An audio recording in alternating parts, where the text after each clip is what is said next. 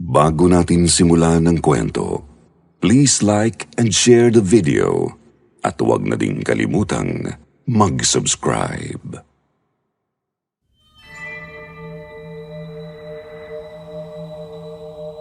Kakaiba pala talaga ang nagagawa ng galit. Lahat ng nasa paligid mo ay posibleng madamay, lalo na ikaw kung hindi ka maingat.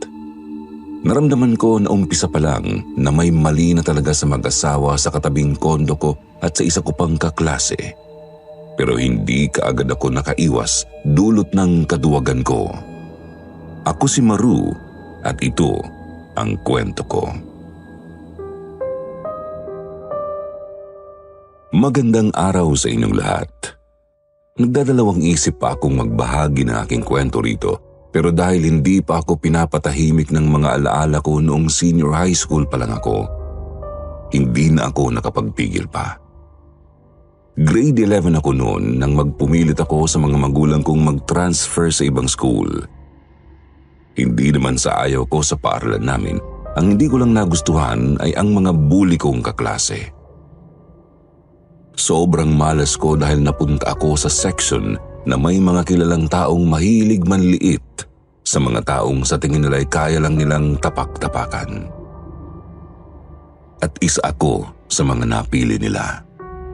Siguro ay dahil hindi ako pala kaibigan at tahimik lang palagi sa klase pero nakakakuha pa rin ng mga magagandang marka kaya sila nakaramdam ng inggit sa akin. Una nilalapitan pa nila ako para kunyari ay magpatulong sa assignment nila. Kung naman na ayaw ng gulo ay pumayag ako sa gusto nila. Subalit magkaiba pala kami ng pagkakaintindi na salitang tulong. Ang akala ko ay tuturuan ko sila.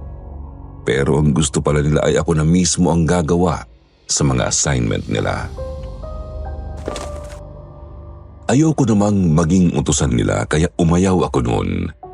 Isang pagkakamali na naging umpisa ng miserable kong buhay sa section na yon. Araw-araw sa tuwing papasok ako palagi nila akong pinagtitripan. Nagsimula pa iyon sa mga maliliit na bagay, kagaya ng paglalagay ng bubble gum sa upuan ko o sa bag ko. Pagpunit ng ilang pahina sa notebook ko kapag naiiwan ko ang bag ko sa room. Guhitan ng mga kung ano ang puti kong uniform hanggang sa umabot sa puntong namimisikal na sila sa akin. Nung nakita ng mga magulang ko ang black eye ko sa mukha at ang putok kong labi, gusto nilang i-report ito sa principal. Ayos lang naman din yun sa akin para maparusahan sila. Pero nung mga panahong yun ay pagod na ako at ang gusto ko na lang talaga ay makalayo sa lugar na yun. Kapag nireport namin sila sa principal, hindi pa rin naman sigurado na makakatakas na ako sa mga kamay nila kaya mas mabuting ako na lang ang lumayo. Nagmakaawa ako kina mama at papa na i-transfer na lang ako ng ibang school para makapagsimula rin ako ng panibagong pahina sa buhay ko. Pumayag din naman sila kalaunan at pinag-enroll ako sa isa sa mga eskwelahan sa Parañaque. Dahil malayo, pinatira ako ni mama sa kondo ng tita ko na ngayon ay walang tao. Nasa labas kasi ng bansa si na tita at ang kanyang asawa at sa susunod pang taon ang balik nila.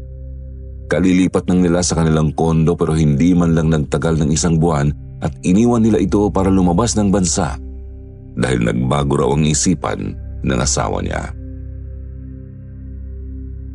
Wala namang problema si tita at kaagad na pinayagan akong manatili sa kondo nila. Pinangako ko rin sa sarili ko noon na hindi ko nahahayaan pa ang sarili na mabuli ng iba. At ang solusyon ko roon ay matutong makisama at makipagkaibigan para hindi na ako maging target ng mga ganoong tao. Kasama ko ang parents ko noon sa kondo dahil hinatid nila ako. Paakyat kami sa second floor kasi nandoon ang room ko. Mayroon kaming nakasabayan sa hagdan na isang babae at lalaki na may katandaan na at sa tingin ko ay mag-asawa.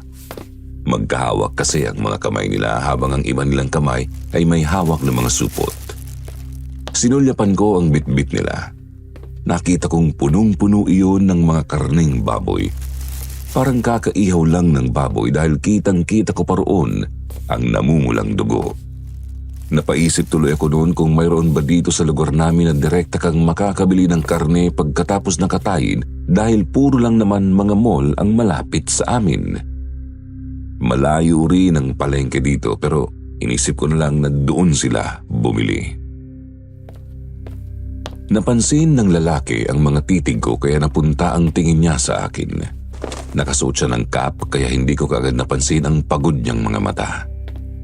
Nangingitim ang ilalim nito habang ang mata niya mismo ay namumula na parang ilang araw nang walang tulog. Siya si Mang Dexter. Awkward naman akong ngumiti sa kanya bilang pagbati. Buti na lang at ngumiti rin sa pabalik sa akin at tinanong ako kung bagong salta ba raw ako rito. Opo. Ngayon po ako lilipat kaya ang dami ko ring bitbit. Sa laki ng bag ko at pati na rin sa dami ng dala ng parents ko, halata talagang lilipat ako rito. Tumango naman pabalik ang lalaki sa akin at nagpatuloy na sa pag-akyat kasama ang kanyang asawa. Nakarating na kami at sabay kaming napatingin sa isa't isa ng mapagdantong magkatabilang pala kami ng kondo.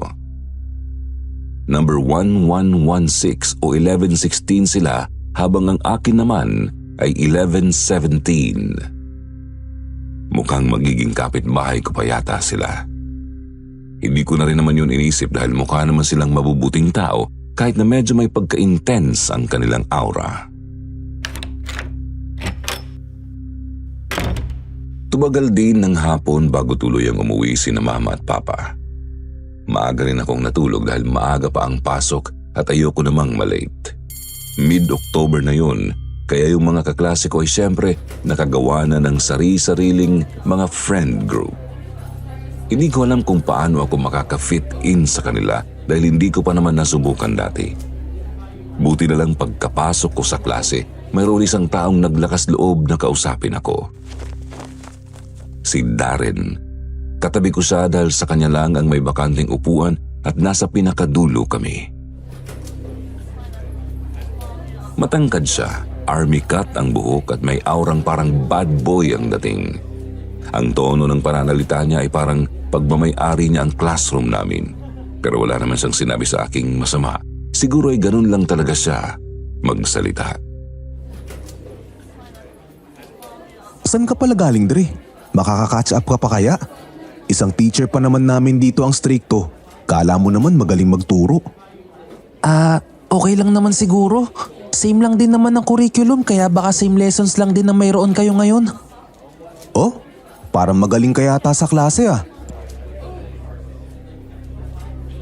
Tumaas ang kilay ni Darren at binigyan ako ng isang tingin na animo binabasa ako. Kaagad akong kinabahan noon at bumalik sa isipan ko ang mga naranasan kong pambubuli. Hindi ko alam ang isasagot ko. Natatakot na baka maulit muli ang nangyari sa akin dati kaya isang iling lang ang naibigay ko sa kanya. Mabuti na lang at may pumasok ng teacher kaya hindi na ako tinanong pa ni Darren.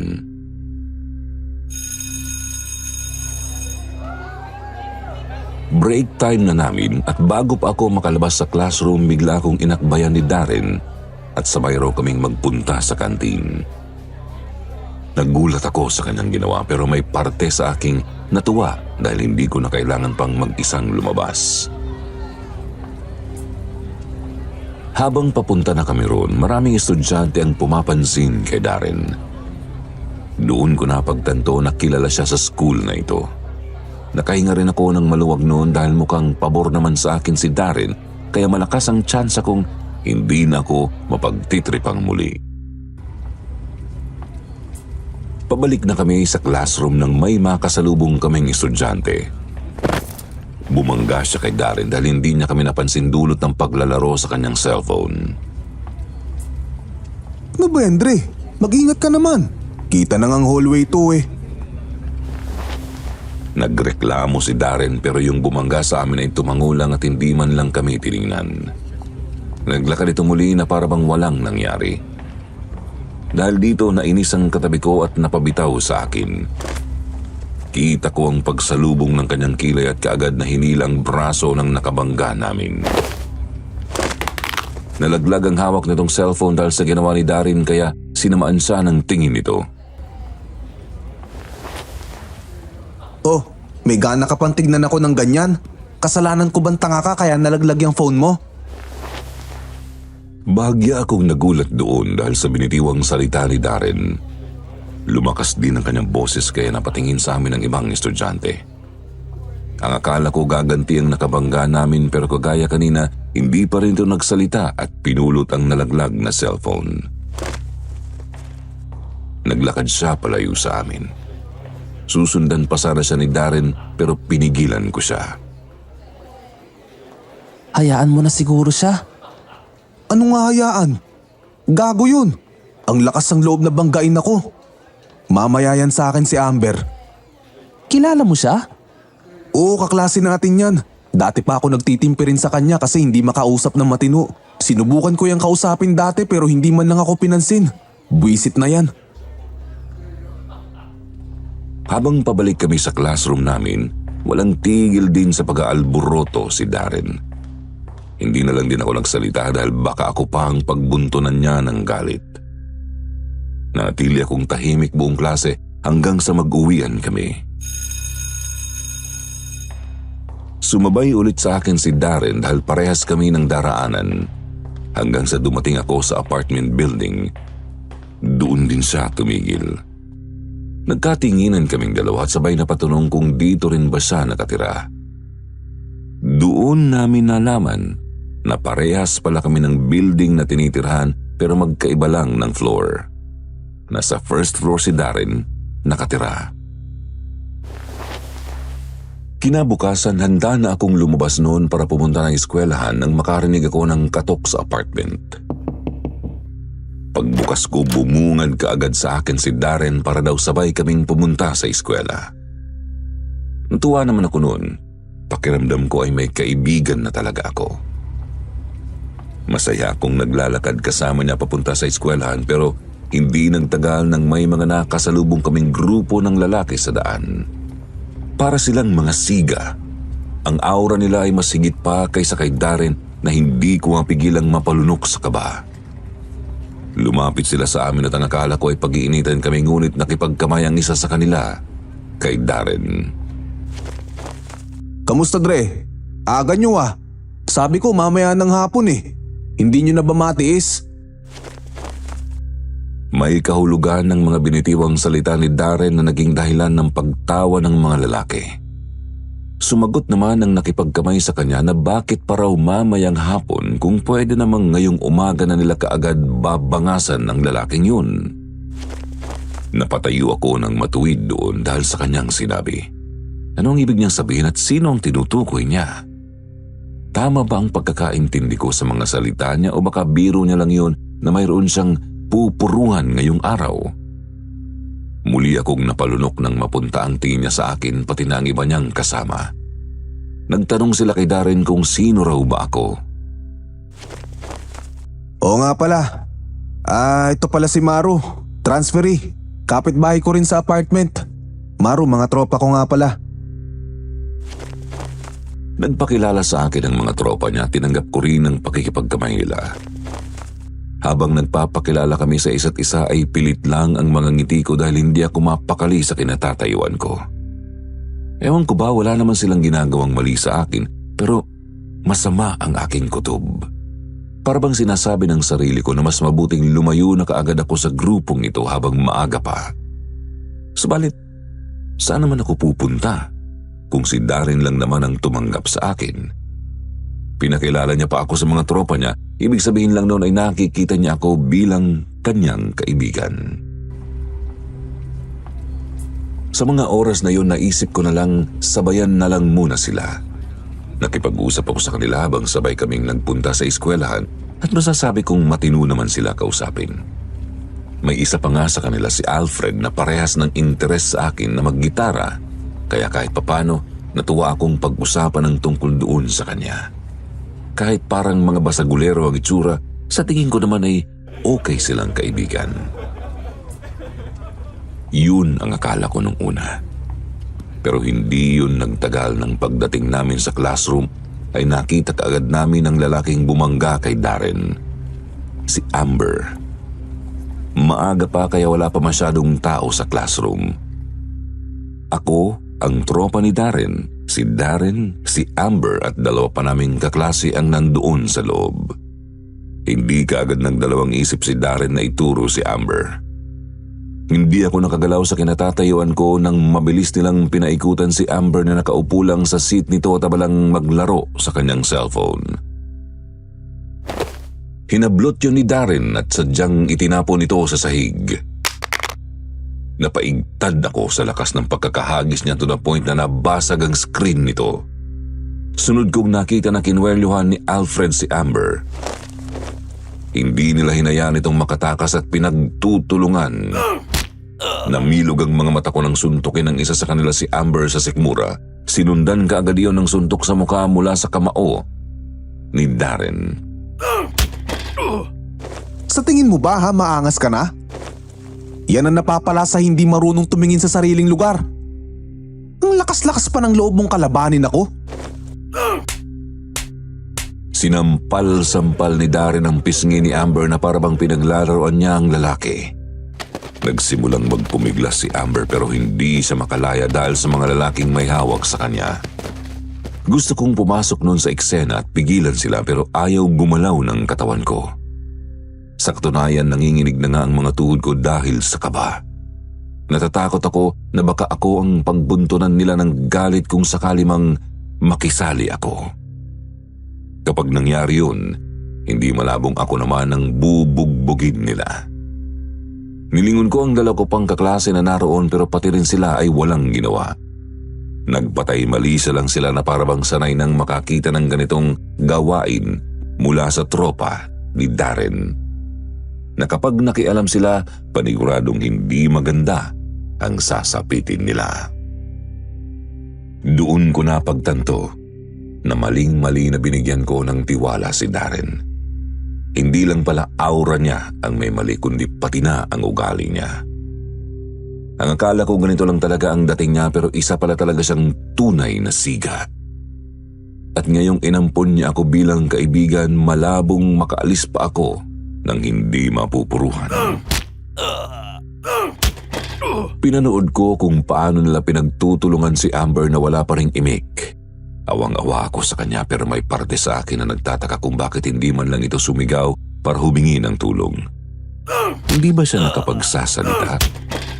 Biglang nagtama ang tingin namin ni Amber at kaagad akong umiwas. Labis na konsensya ang nararamdaman ko sa loob-loob ko at kapag nakita ko pa ang naluluha niyang mga mata baka tuluyan akong bumigay.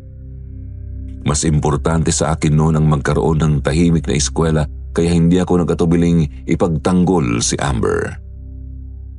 Hiniling ko na lang na sana ay matapos na ito. Boring naman ng gago na to. Bitiwan nyo na siya at baka hindi pa yan makalakad. Hoy Amber, wag na wag kang magsusumbong ha. Mas malala pa rito ang aabutin mo pag nagsumbong ka. Baka mahimatay na si Amber. Kaya tama na siguro. Dumadami na rin ng mga tao eh. Pinigilan ko siya nang mag-akma na naman siyang suntukin si Amber. Sa lubong ang mga kilay naman akong nilingon ni Darren pero nakinig naman siya sa akin. Lumabas na rin sa classroom namin ang mga tropa niya kaya naupo na kami sa mga upuan namin. Habang nasa klase, sobrang aliwalas ng mukha ni Darren na animo walang ginawang kahayupan kanina. Parang good mood pa yata siya, nakabugbog siya ng isang tao.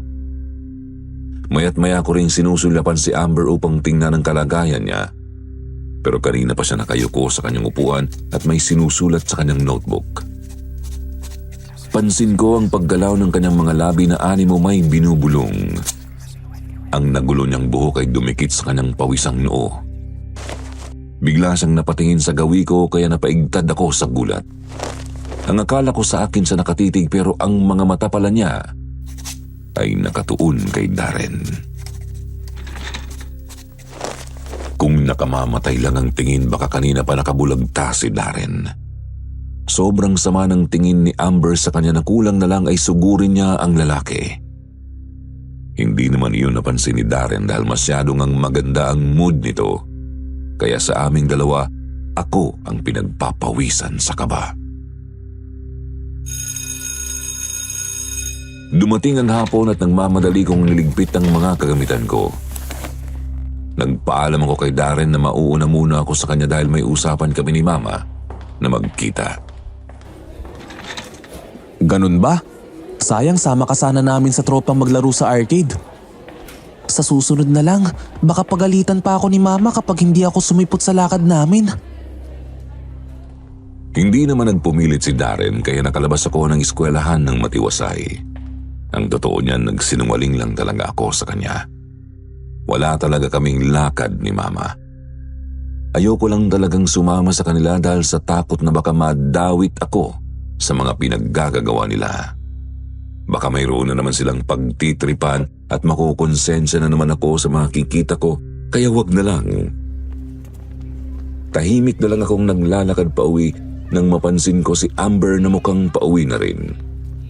Nagtingin-tingin muna ako sa paligid ko upang makasiguro na wala si Darren at mga tropa niya bago lumapit kay Amber. Balak ko sana siyang kausapin pero nang makalapit na ako ay bigla akong natameme. Ano nga bang sasabihin ko sa kanya? Wala ako sa posisyong gumawa ng kung ano dahil hindi ko naman siya tinulungan. Magmumukha lang akong sip-sip sa paningin niya kapag kinausap ko siya. Nauna na lang akong maglakad sa kanya dahil parehas lang naman ng direksyon ng nilalakad namin.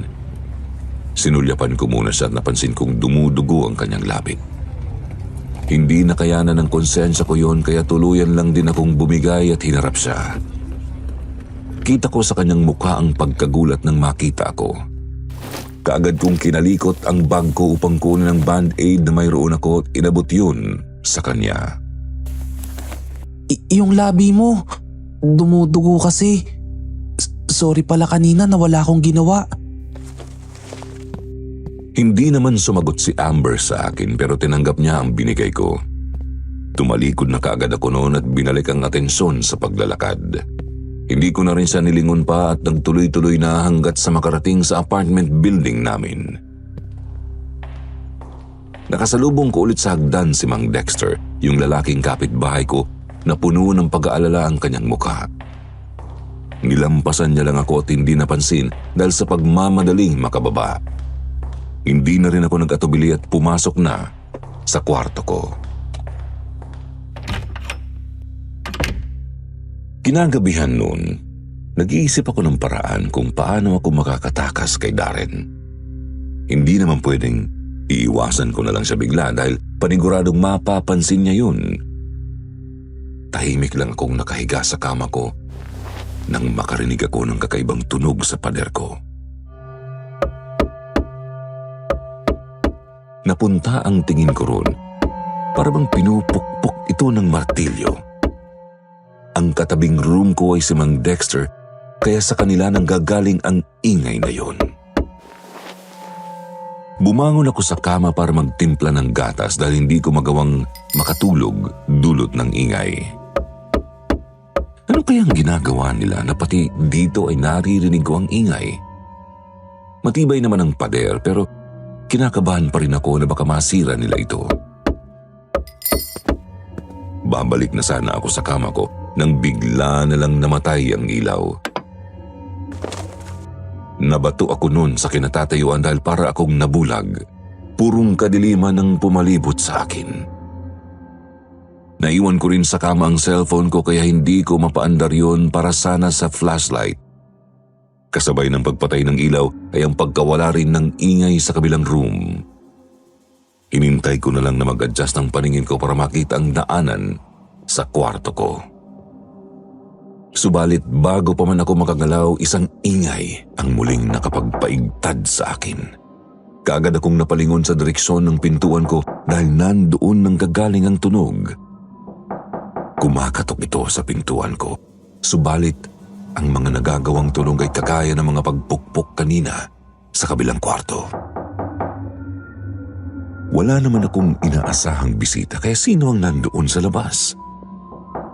Kung si Mama man ay nagte-text naman yun sa akin kung pupunta siya sa kondo ko. Sa di malamang kadahilanan, bigla na lamang akong kinabahan. Kumabog ng mabilis ang dibdib ko habang palakas din ng palakas ang pagkatok nito. Animo na iinis na dahil hindi ko pa rin siya binubuksan. Kinuha ko ang baso sa lamesa bago dahan-dahang naglakad papunta sa pinto. Kung sakali mang hindi magandang bagay ang bubungad sa akin, mayroon akong panlaban. Napalunog ako ng ilang beses bago hinawakan ang busol ng pinto. Mayroon naman akong doorbell, kaya bakit hindi niya ito ginagamit?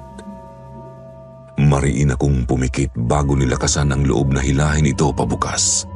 Nakahanda na ang kamay kong nakahawak sa baso upang ipukpok ito sa kung sino mang tao ang nakatayo, pero wala pang isang segundo, kaagad akong napatigil sa gagawin. Bumungad sa akin ang nakakunot na mukha ni Darren. Nakasando ito at pajama at may hawak ding baso sa kamay. Ba't nakapatay ang ilaw sa kwarto mo, Dre? Patutulog ka na ba? Ang aga pa. Hindi. Power interruption lang yata. Sa'yo ba hindi nag-brown out? Napunta ang tingin ko sa ibabaw ng hallway nang makitang nakabukas ang ilaw. Doon ko napagtanto na mukhang ang kwarto ko lang ang namatayan ng ilaw. Okay ka lang ba? Ang putla yata ng mukha mo. Wala lang to. Ano palang ginagawa mo rito? Mangingi sana ako ng mainit na tubig. Nasira kasi heater ko eh. Meron ka ba? Tumango naman ako at pinapasok siya sa room ko. Pagkatapak ni Darren sa kwarto ko ay saring pagbalik ng ilaw. Sabay kaming napatingin sa isa't isa na may gulat sa mga mukha. Hindi nagtagal nagpakawala ng isang tawa si Darren. Sinasabing siya raw ang swerte ko kasi bumalik ang kuryente pagkapasok niya. Ginantihan ko rin naman siya ng isang tawa kahit na peke para lang hindi sa mag-isang tumatawa at maisip niya pang ayokong makipag-usap sa kanya. Inabot ko sa kanya ang heater at siya mismo ang naglagay ng tubig sa baso niya. Nagpaalam naman kagad siya sa akin pagkatapos noon. Tumango lang ako bilang sagot at nanatili sa kusina habang papaalis siya. Hindi rin naman yun nagtagal dahil sa biglaang pagsigaw ni Darren. Kaagad akong napatakbo sa direksyon niya. Nadatnan ko siya sa sala habang nakaharap sa salamin kong nakapaskil sa gilid. Basa ang sahig dahil sa natapon na tubig at mukhang napaso ang kanyang mga paa. Okay ka lang ba? Anong nangyari? Nilingon naman ako ni Darren habang ang kanyang mga mata ay namimilog pa sa gulat. Hindi ko mawari kung dahil yun sa sakit dahil may bahid ng pagkagimbalang ekspresyon nito. Ilang sandali pa bago siya nakasagot sa akin. Nanginginig ang boses niyang itinuro ang kanyang mukha. Maru, anong mayroon sa mukha ko? May nakikita ka ba? Wala namang kakaiba, di ba? Wala namang kakaiba sa mukha mo. Bakit? Napahinga naman siya ng maluwag bago ibinalik ang tingin sa salamin. Tinitigan niya ang sarili doon at sa pangalawang pagkakataon ay huminga ulit siya ng malalim. Nagtaka ako sa inakto niya kaya iniwan ko siya roon para kumuha ng basahan. Pagbalik ko, bumalik na sa dati ang ekspresyon ng mukha niya na animo walang nangyari kanina. Okay ka na ba? Ano ba kasing nangyari? Ewan ko, hindi ko rin alam. Meron bang problema tong salamin ninyo? Para kasing may mali. Ha? Wala naman. Matagal ko na yung gamit. Tumango si Darren at pagkatapos noon ay tuluyan na siyang lumabas. Pinanood ko siyang makaalis sa kondo ko bago ko tiningnan ng salamin sa harapan ko. Napataas ang kilay ko habang pinagmamasdan ito dahil wala naman kasi talagang mali. Sobrang linis pa nga na kahit na alikabok ay pwede nang magkaroon ng refleksyon. Naggibit balikat na lang ako at nagtungo na sa kwarto para matulog. Inagahan ko ang paggising ko noon para hindi makasabay kay Darren. Wala naman kaming usapan kaya sana hindi niya ako puntahan sa kondo. Mabuti na lang at paglabas ko, walang tao. Kumaripas na kaagad ako pababa at palabas ng building. Habang naglalakad na ako sa kalsada, mayroon akong napansing isang figura. Pamilyar ang bag niya sa akin. Ilang saglit, napagtanto kong si Amber pala yun at mukhang papunta na rin sa school. Wala akong planong kausapin siya kaya nanatili lang akong tahimik na nakasunod sa kanya. Mahirap na rin at baka makita pa ako ng tropa ni Darren at masamain pa nila. Dumating ako sa classroom at wala pa nga si Darren. Medyo mahaba-haba pa ang oras kaya pinili ko na lang munang umidlip sa armchair ko at inaantok pa ako. Nagising na lang ako nang makaramdam ng isang presensya sa tabi ko. Inangat ko ang tingin at nakita si Darren na balot sa kanyang hoodie. Ang mga kamay nito ay nakapasok sa bulsa ng hoodie na animo ay giniginaw. Napansin niya yata na nakatingin ako kaya siya lumingon sa akin. Doon ko napansin ang pamumula ng kanyang mukha. Pulang-pula ito na parang sasabog siya ng dugo. Ang sabi niya sa akin ay masama na raw ang pakiramdam niya pagkagising niya. Hinawakan ko ang kanyang noo at doon ko na kumpirmang nilalagnat nga siya. Kaya mo pa ba? Pwede ka naman magpa-excuse sa teacher para makapagpahinga ka na lang sa kondo mo. Kung hindi lang ako papagalitan ni Mama, gagawin ko yan talaga. Pero wala naman yung paki kahit na magkasakit ako. Ayaw niyang uma-absent ako kasi baka hindi na ako pumasa. Bobo ng araw ako tapos sa absent pa. Hindi ko alam kung anong sitwasyon ng pamilya niya pero sa tingin ko ay hindi maganda ang relasyon na mayroon sila ng mama niya. Hindi na lang ako nagtanong noon at tumahimik na lang sa kanyang tabi. Hindi nagtagal nagsimula na rin ang klase namin. Nagdi-distribute si ma'am sa papers namin nang magboluntaryo si Amber. Lahat ay napalingon sa kanya pati na si Darren dahil sa gulat na ang tahimik lang sa klase ay nagsalita at nagboluntaryo pa. Basag pa rin ang mukha nito at puno ng pasa dahil sa pambubugbog na ginawa nila Darren kahapon. Pero tumayo ito na animo walang inindang sakit. Hanggang sa makarating sa table namin para ibigay ang papel namin. Nanatili akong nakatitig sa kanya. Subalit si Amber, ang mga titig ay nandoon kay Darren na ngayon ay nakasubsob ang mukha sa armchair at mukhang matutulog na.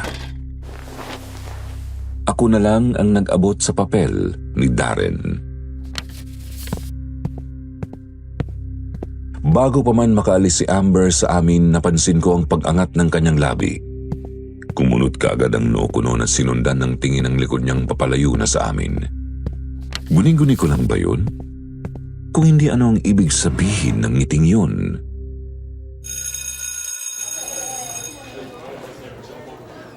Natapos ang araw at gustuhin ko mang takasan ulit si Darren, naaawa ako sa kanyang sitwasyon. Wala rin ang mga tropa niya kaya sabay kaming umuwi sa kondo. Hindi ito umiimik sa tabi ko. Halatang may iniindang sakit. Hanggang sa makarating kami sa kondo. Tumangulang siya bilang paalam at pumasok na sa room niya. Ako naman ay umakyat na, papuntang second floor. Nasa loob ako ng elevator at isasara na sana ng may isang tao ang humabol. Kaagad kong ninitian ang asawa ni Mang Dexter bilang pagbati nang makapasok ito. Isang puting damit ang suot-suot nito pero mayroong bahid ng mga mapupulang kulay sa dulo. Napunta ang tingin ko sa kanyang kamay nang mapansin ang mga daliri niyang mayroon ding pintang pula. Tumutulo pa mula roon ang likido kaya hindi mapigilan ang isipan kong maintriga kung ano yun. Painter po ba kayo? Parang kagagaling nyo lang magpaint ah. Isang tipid naman ng ngiti ang iginanti niya sa akin bago ako hinarap. Bigla niyang tinanong sa akin kung kaibigan ko ba raw ang batang nagngangalang Darren. Marami namang Darren sa mundo kaya siniguro ko munang ang kaklase ko ang tinutukoy niya. Si Darren ho ba na nakatira sa baba? Bago lang din po kami nagkakilala kasi magkaklase kami. Bakit niyo ho pala naitanong? Tumango naman ang babae sa akin at imbis na sagutin ang tanong ko, binigyan niya ako ng isang babala. Mas mabuting lumayo raw ako sa lalaking yun kung ayaw kong madamay sa galit ng isang engkanto. Mabilis na kumunot ang noo ko matapos ng kanyang sinabi. Anong ibig niyang sabihin doon? Engkanto ho? Totoo po ba sila? Parang imposible naman ho yata yan. Hindi na niya ako sinagot pa nang makarating kami sa second floor. Pumasok na rin ako sa kondo ko habang ang utak ay naiwang nag-iisip sa mga binitiwan niyang salita. Hindi naman kasi ako naniniwala sa mga ganoon. Bukod pa roon, papaano magkakaroon ng engkanto sa ganito ka-civilized na lugar? Ang narinig ko lang sa mga magulang ko dati patungkol sa mga ganoong nilalang ay sa mga tahimik at magubat na lugar lang yun na mamalagi. Wala naman akong mahanap na kasagutan, kaya binaliwala ko na lang iyon. Dumating ulit ang kinabukasan at maaga ulit akong nagtungo sa eskwelahan. Pagdating ko sa classroom, nagulat ako dahil nandoon na si Darren at nakatanaw sa bintana. Nakasuot pa rin ito ng hoodie at mukhang hindi pa rin nawawala ang lagnat niya. Nang mapansin niya ako, saka siya lumingon sa direksyon ko. Babatiin na niya sana ako pero hindi na niya yun natapos dahil sa biglaan kong pagsigaw. Napatigil ako sa paglalakad papalapit sa kanya nang makita ko ang sitwasyon ng kanyang mukha. Ang mapula niyang mukha ay parang kinagat ng langgam dahil sa pamamaga. Ang mga mata niya rin ay parang may humila sa bawat dulo dahil hindi magkapantay ito. Ang kanyang mga labi ay parang lobo rin sa laki. Darren, anong nangyari sa'yo? Yung mukha mo. Anong ibig mong sabihin? Nagsalubong ang kanyang kilay na parang hindi nauunawaan ang sinasabi ko. Hinawakan niya kaagad ang kanyang mukha at pinakiramdaman ito. Mukhang hindi niya pa yata nakita ang kanyang mukha simula kanina. Kaagad na namilog ang kanyang mga mata nang mapagdantong may mali sa istruktura ng kanyang mukha. Kinuha niya ang cellphone sa bulsa at tiningnan ang sarili mula sa camera. Wala pang ilang sandali ay tinapon niya kaagad ang cellphone dahil sa pagkagitla sa nakita. Nanginig ang kanyang mga kamay habang hawak-hawak ang sariling mukha. Ano nangyayari sa akin? Bakit ganito? Ano to? Maru, ano tong nangyayari sa akin? Hindi ko alam. Wala akong alam. May allergy ka ba? Wala akong allergy. Napatayo si Darren at sinigawan ako. Bigla niya akong dinuro at sinasabing baka dahil daw ito sa salamin sa kondo ko. Anong kinalaman ng salamin ko sa mukha mo? Nakita ko nung isang araw itong mukha ko. Nagkaganito yung mukha ko pagtingin ko sa salamin mo. Nahihibang ka na ba? Yun na lang ang nasabi ko dahil hindi ko na maunawaan pa ang binibintang niya. Wala namang kapangyarihan ang salamin kong makahula sa kung ano ang mangyayari sa kanyang mukha. Kaya anong pinagsasasabi niya? Tumakbo palabas noon si Darren. Pagkalabas ni Darren sa pintuan, ang saring pagpasok ni Amber. Lumingon siya saglit sa gawin ni Darren pero kaagad ding naglakad na papasok habang ang dulo ng kanyang labi ay unti-unting ngumingiti. Bigla akong nakaramdam ng kilabot dahil doon. Nalilito ako kung ano ang pinapahiwatig ng mga ngiti na iyon kagaya na lang kahapon. Pinagtatawanan niya ba ang mukha ni Darren o mayroon pang mas malalim na dahilan ang mga ngiting yun? Buong klase hindi ako makapag-focus dahil sa nangyari kaninang umaga. Panay rin ang paglingon ko kay Amber na minsan ay nahuhuli na rin niya akong nakatitig sa kanya.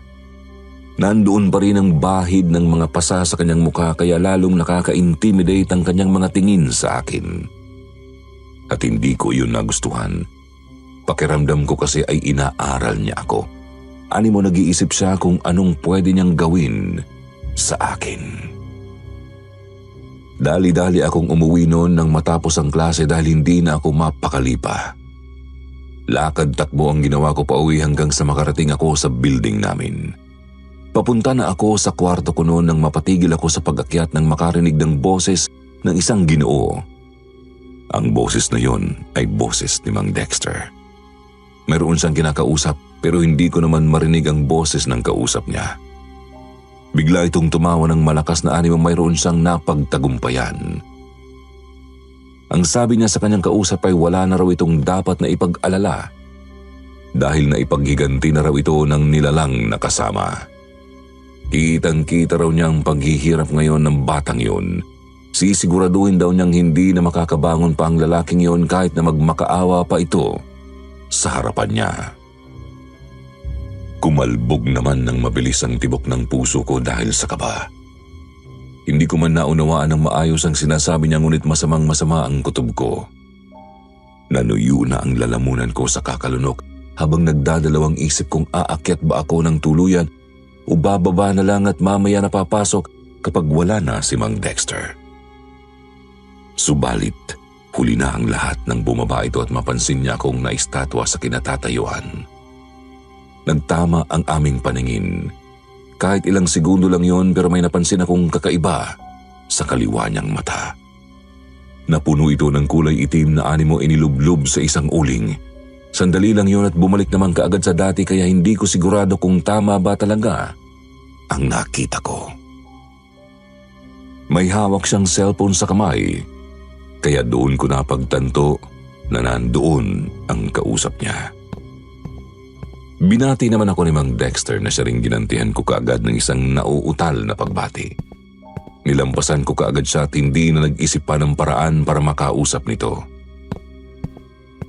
Natabig ko ang kanyang kamay sa pagmamadali ko kaya naramdaman ko ang isang malapot na teksturang kumabit roon.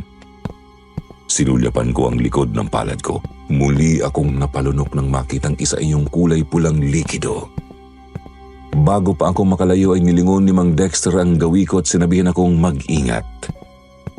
Lumayo na raw ako habang mas maaga pa kung ayaw kong madamay sa galit ng isang hindi raw pangkaraniwang nilalang. Dahil doon bumalik sa isipan ko ang sinabi sa akin ng kanyang asawa kahapon. Hindi ko na napigilan pa ang sarili at nagtanong sa ipinapahiwatig nito. Ano ho ba ang tinutukoy nyo? Hindi ko ho kayo maintindihan. Nalilito ako kung paano ko tatanggapin ang sinasabi nyo. Itinaas naman niya ang isa niyang kamay bago sinabing isang engkanto raw ang nakatingin na sa akin ngayon. Nasa aking tabi. At halos hindi na raw kumukurap pa. Nagdidesisyon ito kung ano raw ang pwede nitong gawin sa akin dahil sa pagkakaibigan ko kay Darren. Abot langit daw ang galit nito kay Darren na lahat ng nakapalibot dito ay posible nitong damayin kung sakali mang masaktan pa ang iniingatan nitong tao. Nahigit ko naman ang hininga ko dahil sa kaba. Sinulyapan ko saglit ang aking tabi. Wala akong nakita subalit ang mga balahibo ko sa braso ay tumatayo. Nangangahulog ang iba na ang nararamdaman ng katawan ko. Napakuyom ang mga kamao ko upang pigilan ang sarili kong manginig. May engkanto pa ba sa mga ganitong panahon? Baka binibiro nyo lang po ako Umiling naman si Mang Dexter bago siyang umisi sa akin. Ang mapula at malalim niyang mga mata ay mas lalo pang naging nakakatakot dahil sa kanyang ngiti. Gusto kong bawiin ang mga sinabi ko na mabait sila nang marinig ko ang mga sunod niyang sinabi. Kapag hindi pa ako nakinig sa babala niya, wala na raw siyang magagawa pa para iligtas ako. Mukha pa man din daw akong mabuting bata, kaya pasensyahan na lang kapag ang buhay ko naman ang napiling paglaruan ng engkanto. Iniwan ako ni Mang Dexter doon na natulala dahil sa kanyang sinabi. Balisa akong pumasok sa kwarto habang naiwan ang isipan ko sa mga binitiwan niyang salita. Nabahala ako ng sobra sa kanyang babala. Ano ba ang gusto niyang iparating? Totoo ba talaga na may engkanto na gusto akong paglaruan? Ano namang klaseng paglalaro ang gagawin niya sa akin? Lumalim na ang gabi. At hindi pa rin ako natahimik kaya tinawagan ko si Mama. Nagbabaka sakali na baka may alam siya sa mga ganitong bagay.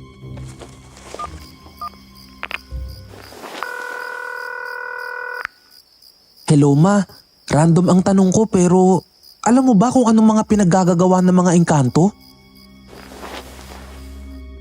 Hindi naman kaagad sumagot si Mama noon na parabang nag-iisip. Ang alam niya lang daw, base sa kwento ng mga lolo at lola daw nila, nangunguha raw ang mga engkanto ng mga taong natitipuhan nila. Nililin lang daw nila ito upang dalhin sa mundo nila at hindi na ibabalik pa rito. Mayroon din daw mga nagiiwan ng mga sumpang kamandag na nakamamatay sa isang tao kapag ginalaw mo ang teritoryo nila. Imbis na makahinga ng maluwag, dumoble lang ang kaba ko sa dibdib ko dahil sa mga huli niyang sinabi. Para bang may sumuntok sa utak ko noon at napagtagpi-tagpi ang babala na mag-asawa sa akin kanina sa mga sinasabi sa akin ni Mama. Naisip ko noon na baka ang paglalarong tinutukoy ni Mang Dexter ay paglaruan ang buhay ko hanggang sa kamatayan. Subalit, bakit ako? Wala naman akong ginagawang masama. At hindi rin ako nanakit ng kahit na sino. Sigurado akong wala akong atraso bukod sa konsensyang mayroon ako kay Amber. Nang pumasok sa isipan ko ang kaklase kong yun, naaalala ko rin si Darren. Oo nga pala at napasok si Darren sa mga babala ng mag-asawa sa akin. Pinatay ko kaagad ang tawag at nagtungo pababa sa first floor para puntahan si Darren. Hindi ko alam kung tama ba ang hinala ko pero sa tingin ko noon ay si Darren ang mayroong atraso sa isang engkanto at posibleng madamay ako dahil magkaibigan kami. Nagpunta ako sa room niya at kakatok na sana nang mapansin kong bukas ang pintuan. Nakabukas din ang ilaw sa loob at kita ko rin ang bag ni Darren na nasa sahig.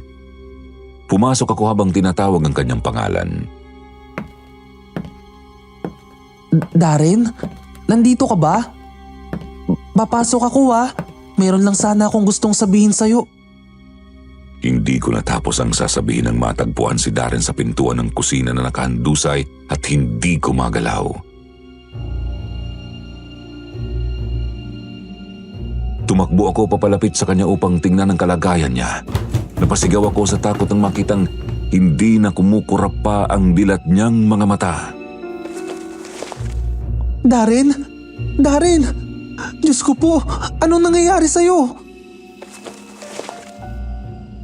Hinawakan ko ang pulso niya at kahit papaano ay nakahinga ako ng maluwag dahil nandoon pa ang pagtibok nito. Tumakbo kaagad ako palabas para humingi ng tulong. Mabuti na lang at mabilis na inaksyonan ng iba pa naming kapitbahay ang nangyari at kaagad na tumawag ng ambulansya para dalhin si Darren sa ospital. Sumama rin ako dahil hindi ko kayang maiwan na hindi alam ang kalagayan niya. Habang naghihintay ako sa labas ng emergency room noon, sumunod na dumating ang pamilya ni Darren na umiiyak na. Tinanong nila ako sa nangyari kaya naman sinabi ko ang kalagayan niya simula noong nagkalagnat siya. Kita ko sa kanilang mga mata ang pagkagulat at pagsisisi dahil hindi man lang nila nalaman na nagkasakit na pala ang kanilang anak. Pagkatapos noon, lumabas ang doktor at sinabi sa aming na agapan na raw ang kalagayan ni Darren. Ang problema, hindi nila alam kung kailan daw siya magigising.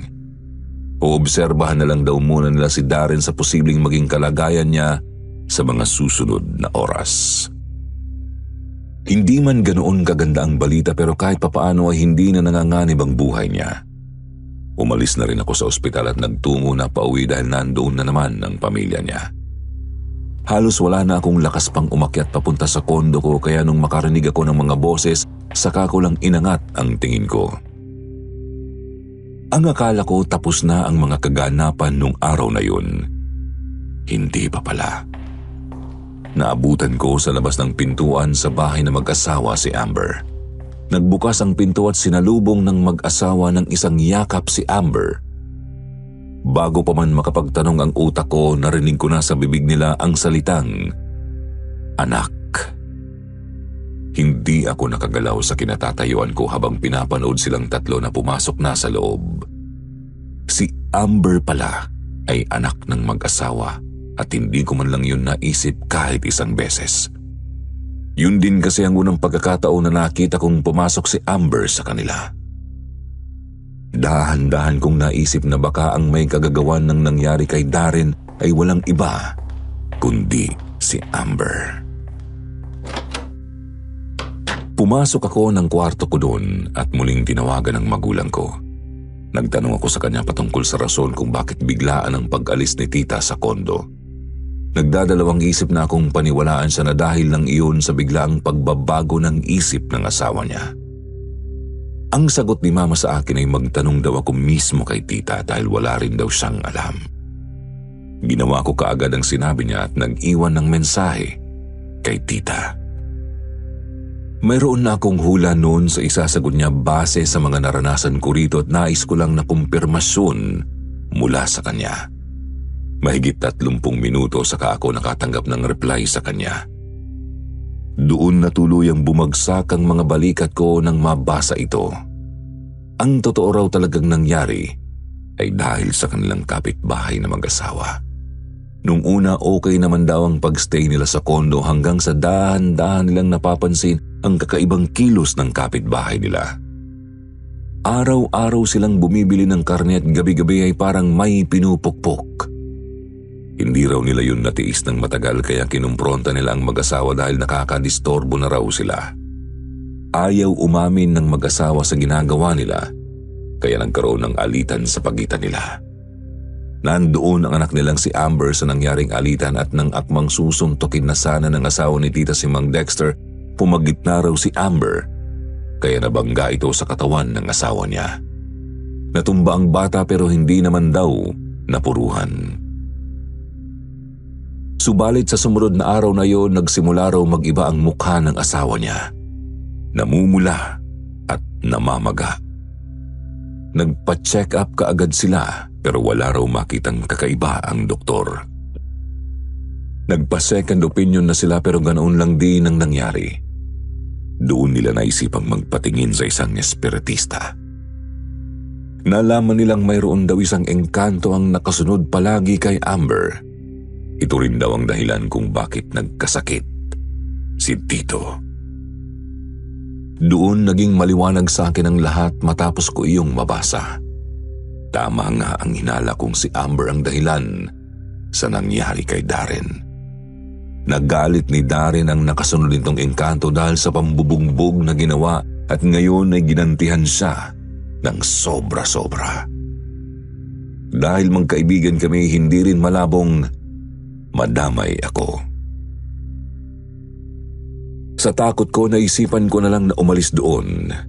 Ang sabi rin sa akin ni tita na mas makabubuting umuwi na lang muna ako sa amin kung sa tingin ko ay yun ang makabubuti sa kaligtasan ko. Isang maling desisyon daw na pumayag pa silang patirahin ako rito dahil hindi pumasok sa isip nilang madadawit ako sa ganitong sitwasyon.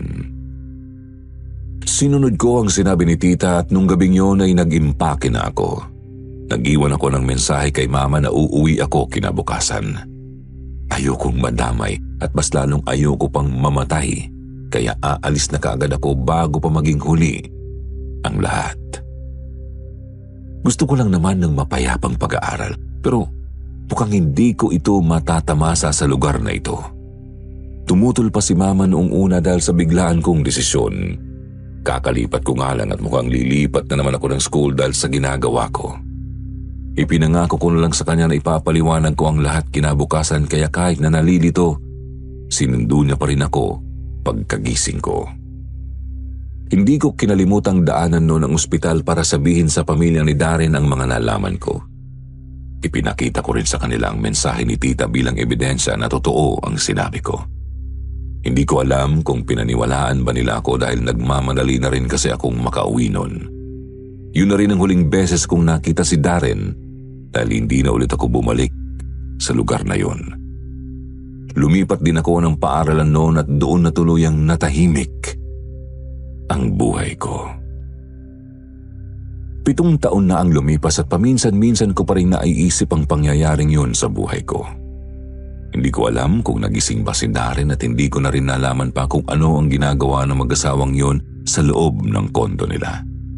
Kahit na ganoon, nagpapasalamat pa rin ako na buhay pa ako hanggang ngayon. Natuto na akong maging mapagmatsyag sa paligid ko at huwag basta-bastang makikipagkaibigan sa kahit na sino kahit pamukha silang matitinong nilalang. Hindi natin alam na baka mayroon silang tinatagong masamang budhi at madamay pa tayo sa mga kalokohan nila. Hanggang dito na lang ang kwento ko. Kahit papaano ay naibsan ng pag-aalala ko sa pangyayaring yon. Ang hiling ko lang ay sana okay na si Darren ngayon kung nasaan man siya. Marami pong salamat sa inyong lahat. Sitio Bangungot.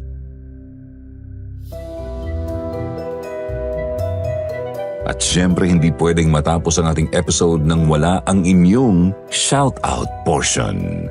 Shoutout kay Virginia Belay, Marie SP, Jane Boyboy, Akira Hamamoto, Delilah Pedronio, Jeanette Sanico, Honorata Rivera, Alicia Cortel at Edna Lau. Special shoutout naman kay Ludwig 826. Pakinggan nyo mga kasityo. Sabi niya, good day sa lahat. Magandang kwento na naman. Tunay ngang napakaraming kababalagan sa mundo na hindi kayang unawain at paniwalaan. Pero minsan, mas mabuti pang palampasin na lang. Kasi the more curious we are, the more trouble we'll get into. Kudos po KT, SP at SB. Thank you, Ludwig 826.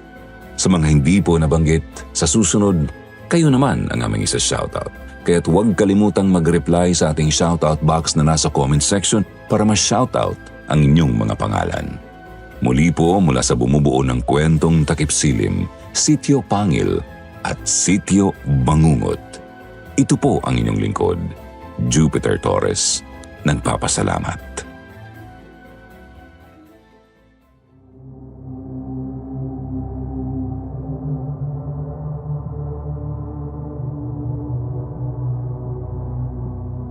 Magandang araw sa inyong lahat. Welcome to Sitio Bangungot. Hatid naman namin sa inyo ngayon ay isang kwentong mula sa karanasan ng ating letter sender for today na tawagin na lang natin sa pangalang Noah. Pakinggan natin ang pagbabahagi niya ng kwento tungkol sa di umano'y manliligaw na engkanto noon ng kanyang ina.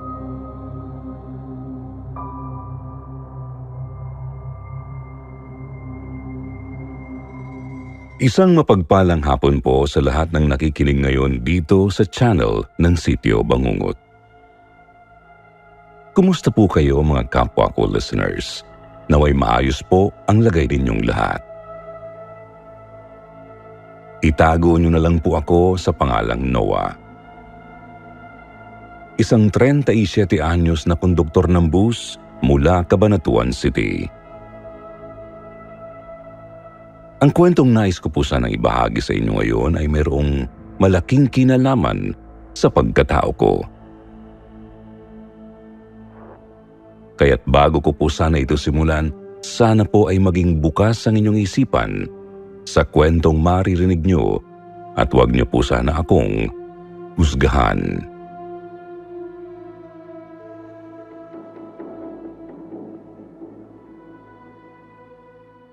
Bata pa lang ako, Sir Jupiter, alam ko na sa sarili ko na hindi totoo ang sinasabi sa akin ng tatay ko na matagal na raw pumanaw ang aking nanay. Alam niyo kung bakit? Kasi bata pa lang din ho kasi ako, nakikita ko na si nanay na umaali-aligid sa akin at parang binabantayan ako. Kasama ng iba pang mga nilalang na ni minsan po ay hindi ko naman naaninag ang mga mukha. Hindi naman mukhang multo si nanay eh. Mukha naman siyang normal na tao. Pero palagi ho siyang nakasuot ng mga napakagagarang damit na madalas ay kumikinang-kinang pa sa mga diamante sa tuwing makikita ko siya. Palagi siyang nakangiti sa tuwing magpapakita siya sa akin. Kinakawayan ako o di kaya sumisenyas na lumapit ako sa kanya. Pero sa hindi malamang dahilan, kahit kailan ay hindi ho ako nagawang lapitan ni nanay o ako sa kanya. Parang palagi na lang hong may puwersang humaharang at naglalayo sa aming dalawa. Bukod pa po doon, kapag sinusubukan akong lapitan ni nanay at ng mga nilalang na kasama niya, kumikirot ho yung kiloid ko sa bandang braso na hugis sinaunang letra o ibang lengguwahe na hindi ko maintindihan.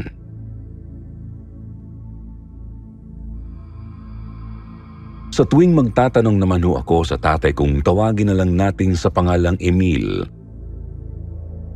palagi siyang nagagalit sa akin.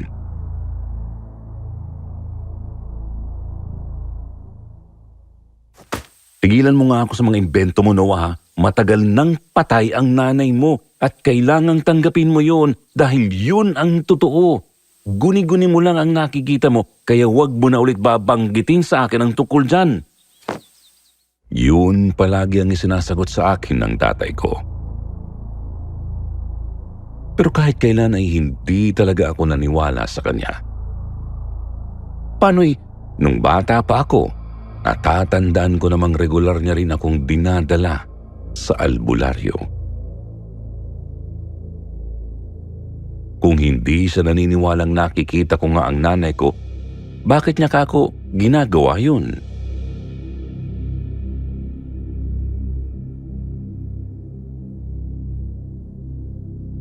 Nagbinata at tumanda na ako sa ganoong senaryo kaya naman lumaki akong malayo ang loob sa kanya. Kahit na dadalawa lang naman kaming magkasama sa buhay. Naging rebeldeng anak ako sa kanya hanggang sa dahil sa pagre-rebelde ko ay nakabuntis ako at nag-asawa ng maaga. Doon ho, lalong lumabo at naging malayo ang relasyon namin ni tatay.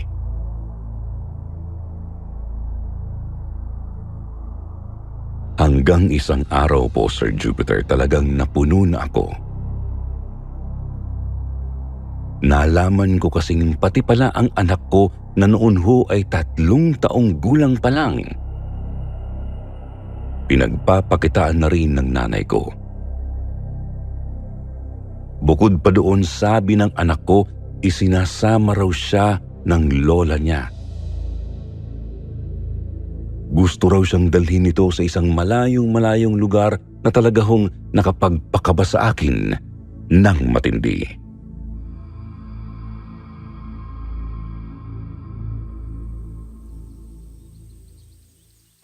Ay, pwede bang wag niyo nang itago sa akin ang totoo? Sabihin niyo na sa akin kung ano ba talaga ang nangyari kay nanay. Bakit bigla na lang niya tayong iniwan? Bakit ngayon pati ang anak ko gusto niyang isama?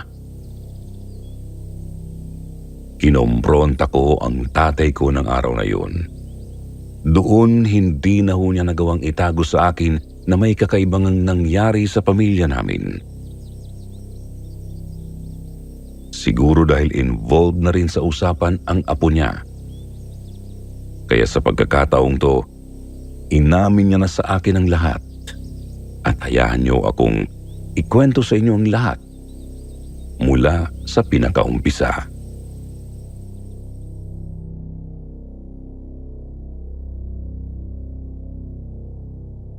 Ang kwento po sa akin ni Tatay Emil, bata pa lang daw sila ni nanay ay matalik na silang magkaibigan.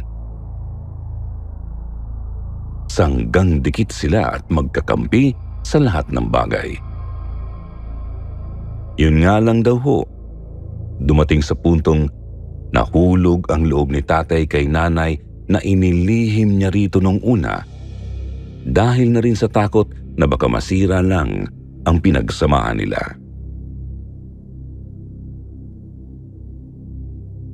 Wala naman daw kaso yun nung una dahil ang sabi pa sa akin ni tatay ay hindi naman daw kagandahan si nanay. Kaya nga kampante siyang walang ibang magkakagusto dito, lalo na't sila lamang dalawa ang palaging magkasama.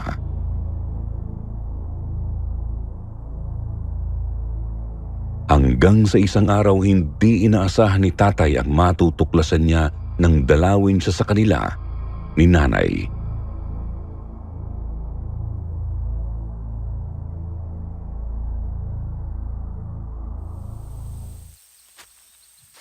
Uy, Emil, baka magtanong si tatay sa'yo. Sinabi ko kasi sa kanya na dito ako sa inyo pupunta eh. Lo, ako na naman ang isinangkalan mo, Carmela. Sana naman ba kasi lalarga? Hapon na oh. Ikaw naman, di ba sinabi ko na sa'yo na merong nanliligaw sa akin? Yung lalaking taga doon sa loob ng gubat, yung gwapo. Manliligaw? May nanliligaw sa'yo? Teka, sino ba yun? Kala ko kasi nagbibiro ka lang. Grabe ka talaga. Alam ko, hindi ako kagandahan. Pero sa maniwala ka man o sa hindi, nililigawan talaga ako ng gwapong lalaking nakilala ko dun sa may gubat. Diyan ka na nga. Baka mahuli pa ako sa tagpuan namin eh. Basta kapag hinanap ako ni tatay, ikaw nang bahala mag-isip ng dahilan. Salamat! Napakunot na lang daw ang noo ni Tatay Emil noon. Dahil nabigla siya sa sinabi ni nanay. Sa isip-isip niya raw, sino naman kayang matinong manliligaw ang doon pa sa loob ng masukal na gubat pipiliing makipagkita sa babae? Sabi niya pa nga raw, baka niloloko lang siya ni nanay. Baka raw pinagsiselos lang siya para umamin na siya sa totoo niyang nararamdaman. Kaya naman ng araw na yon, Sir Jupiter, sinundan daw ni tatay si nanay. Carmela. Wala na raw ibang nasabi si tatay nang sa wakas ay nakita niya nga si nanay doon mismo sa gitna ng masukal na gubat na may kasamang isang lalaki.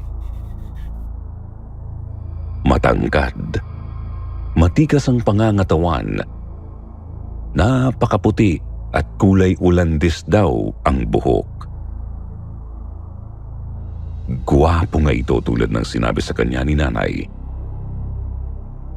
Halos madurog daw noon ang puso ni tatay nang ilang segundo lang ang lumipas ay nakita niyang naglapat na ang mga labi ni nanay at ng lalaking kasama nito.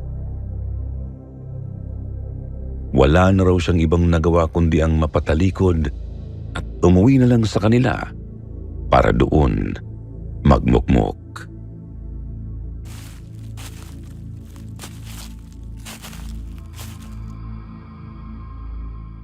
Tiniis ni tatay ang sakit na nararamdaman niya.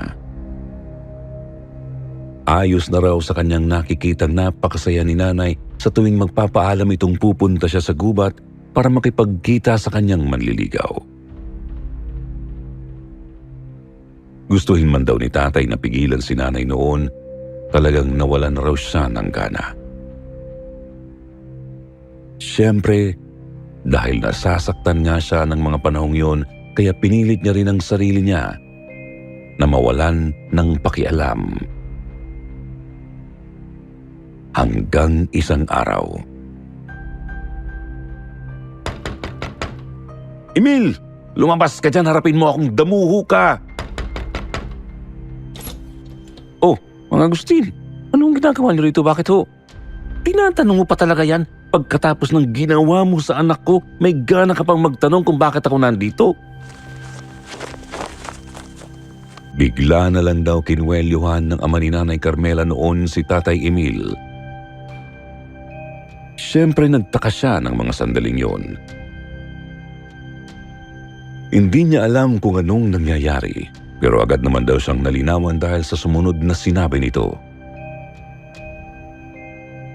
Buntis ang anak ko, lintik ka, at kung hindi mo siya pananagutan ngayon din, sisiguraduhin ko sa iyong hindi mo na ulit masisilayan ng umaga. Ho! Pero mga Agustin, hindi ko ang... Bago pa daw maituloy ni tatay ang sasabihin niya ay napasulyap siya sa noon ay nakayukong si Nanay Carmela. Doon ay parang nahulaan niya na ang nangyayari. Naisip niyang baka ayaw itong panagutan ng lalaking nakabuntis dito, kaya ngayon ay siya ang itinuturo nito. Wag ho kayo mag-alala, Mang Agustin. Pananagutan ko ang anak nyo. Mahal ko naman ho si Carmela kaya lang hindi niya naman ho sinabi sa akin na buntis na pala siya. Pasensya na ho kayo. Abuti naman kung ganon. Gusto ko sa lalong madaling panahon magpakasal na agad kayo at magsama sa iisang bubong para naman hindi nakakahawa ang bata kapag nagkataon.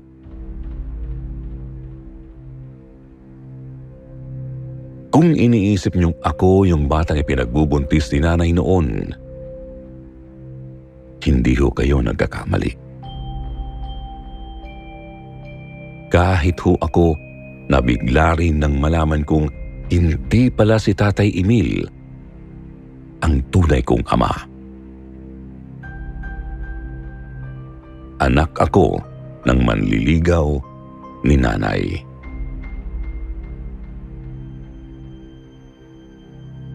Dahil ayaw namang magsalita ni nanay ng mga panahong yun ay natuloy ho ang plano ni Lolo Agustin. Ipinakasal siya nito kay Tatay Emil at nagsama sila sa iisang bubong bilang mag-asawa. Kahit na ang totoo sa kanilang dalawa ay si Tatay lang naman ang nagmamahal.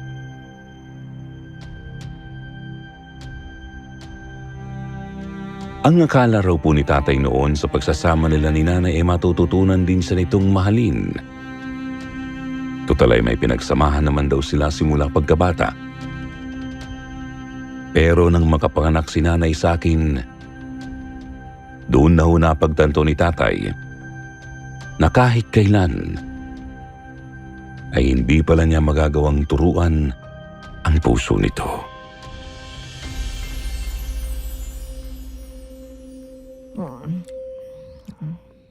Carmela? Bakit ang ingay mo? Ano mo ginagawa mo sa kwarto? Ano yung bagay na yan, Carmela?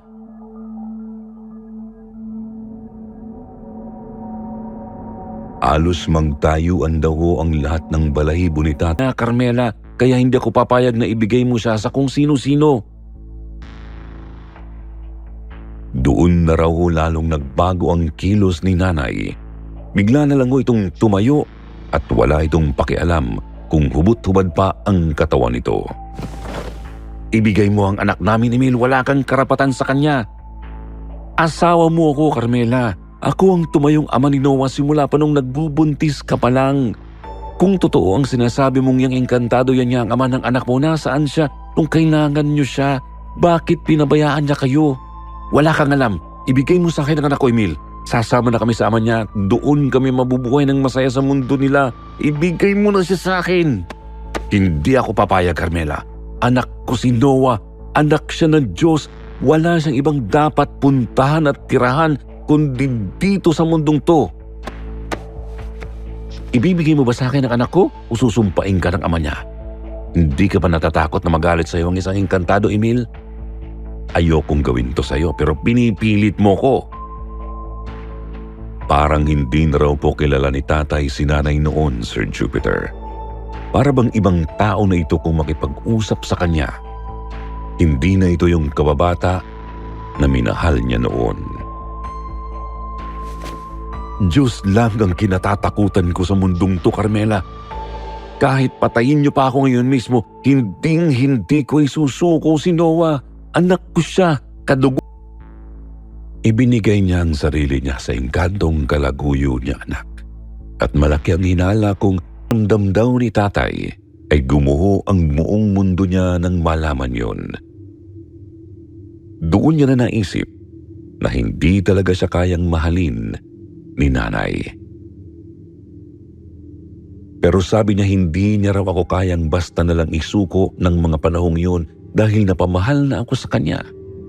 At para sa kanya ay tunay kaming mag-ama. Dahil daw po doon ay nagdesisyon siyang humingi ng tulong kay Lolo Eduardo para palagyan ako ng isang matibay na orasyon bilang proteksyon para kahit kailan ay hindi ako magawang lapitan ni Nanay at ng tunay kong ama.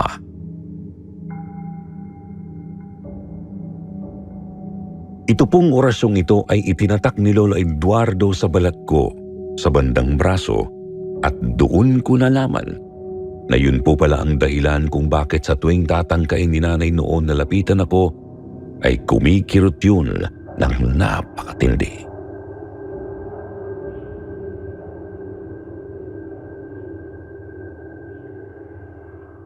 Sa totoo lang po, Sir Jupiter, hindi halos ako makapaniwala ng ikwento sa akin ng tatay ko ang buong katotohanan ito. Pero naniniwala ako sa kanya dahil minsan ko na rin hong nakita yung rebultong sinasabi niya. Doon mismo sa kwarto ng anak ko. Parang tinatangka ho nitong kargahin ang bata. Sinusubukang isama sa mundo nila. Dahil ho doon sa wakas, pagkatapos ng maraming taon, naintindihan ko rin sa wakas si Tatay Emil. Ngayon alam ko na kung bakit ganun na lang katindi ang galit niya sa tuwing mababanggit ko sa kanya si nanay.